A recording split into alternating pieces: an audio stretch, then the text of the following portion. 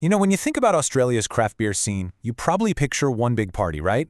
It's all about creativity, community, and just having a good time. But here's the thing.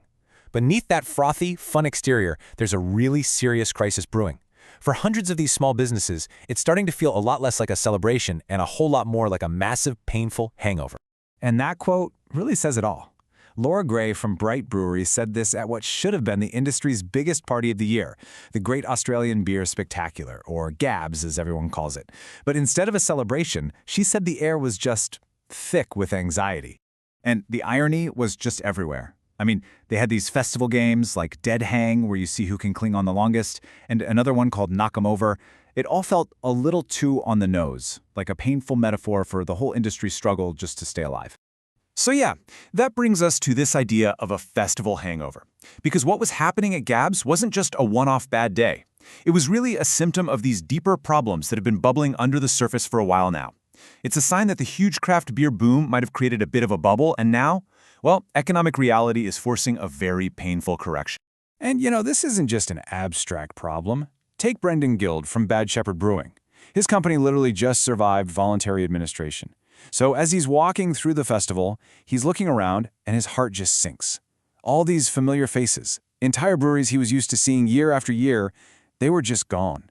The ranks are definitely thin. So what is going on? What's causing all this anxiety?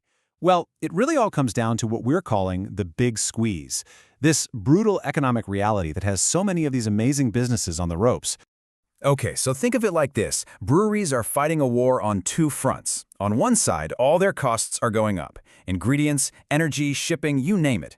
And on the other side, their customers are getting squeezed by their own cost of living problems. So people are cutting back. And for a lot of folks, that slightly more expensive 4-pack of craft beer is one of the first things to go. And you don't have to take my word for it. Callum Reeves, who's the chair of the Independent Brewers Association, puts it perfectly. It's like being caught in a vice grip.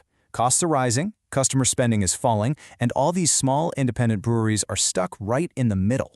And to make matters even worse, a crucial lifeline they had has been cut. See, during the pandemic, the government gave breweries a break on the alcohol excise tax, which was a huge help.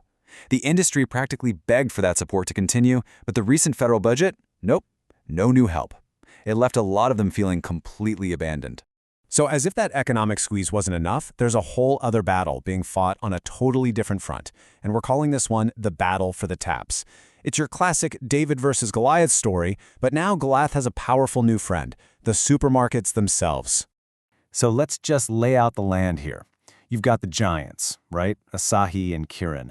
They own massive brands like Carlton and United and Lion. Then you've got the big retailers like Kohl's, who are now making their own home brands like Tinnies. And who's caught in the crossfire? Over 600 small, independent local breweries. And as Brendan Guild points out, look, fighting against the corporate giants is one thing. They're used to that. But now, they're also fighting for shelf space against the supermarkets themselves. And these home brand products are designed to look and feel just like independent craft beer, so a lot of the time you, the customer, have no idea who you're actually buying from. Okay, so things are clearly tough. It sounds pretty bleak. But the story doesn't end here. Because in the middle of all this chaos, the smart breweries are fighting back. They're pouring a whole new strategy for survival. And here is the single biggest sign of hope.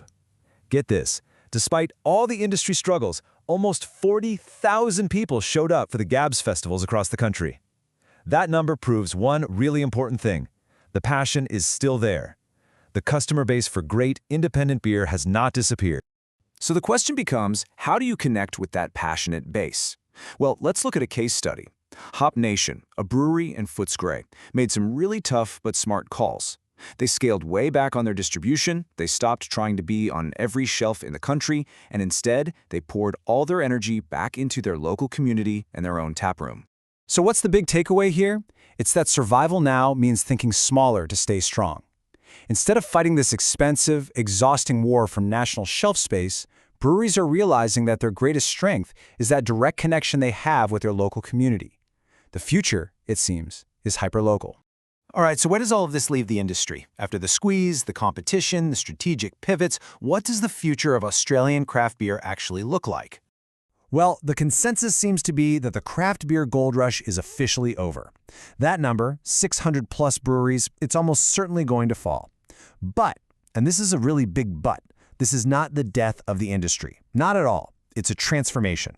What's going to be left is this core of leaner, more resilient businesses that have built really deep roots in their local communities. And this brings us to one final thought. The beer aisle at your local shop, it's more than just a collection of drinks, isn't it? It's a whole ecosystem of giant corporations, supermarket brands, and these small local businesses that are just fighting to survive. So the next time you go to choose a beer, it's worth asking yourself, what am I really buying into?